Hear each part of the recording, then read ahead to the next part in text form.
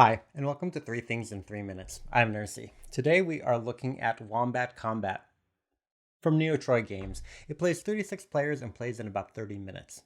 What it's about, Wombat Kombat is a set collection card game in which players are building armies of wombats, those cube-pooping marsupials from Australia.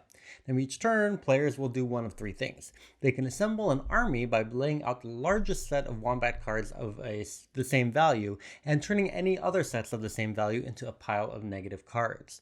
Now they can add food, which increases a set size, or predators, which remove cards from their opponent's sets to make it easier to beat.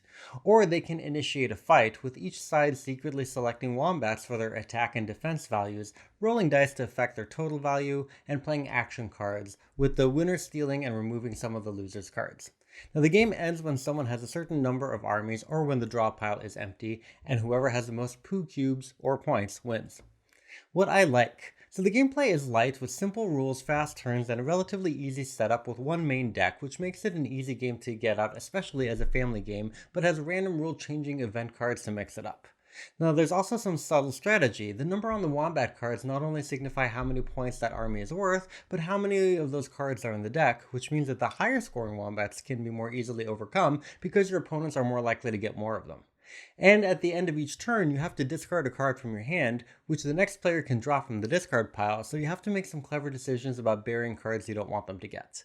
And the game also features amusing cartoon art of wombats engaged in various martial arts, and that's going to be a great part of the appeal, especially to younger players, even though I'm sad that the poop cubes are tokens and not in fact cubes.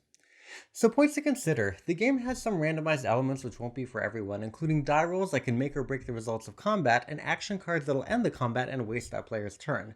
And also at the end of combat, you roll the die and draw an event card from the corresponding deck, which suddenly changes the rules and maybe endgame scoring that you've been working towards.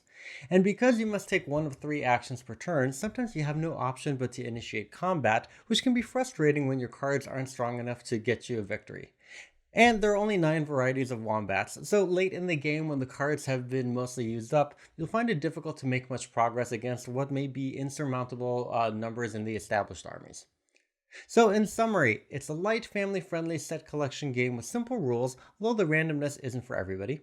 It offers some strategy in how and when you play your sets to maintain a lead, though that can become frustratingly insurmountable in the late game. And it's got great, cute wombat martial arts combat illustrations, even though you're forced into combat sometimes when you're not ready. Thank you so much for watching. Please make sure you like and share this video and you subscribe to the channel. Thanks.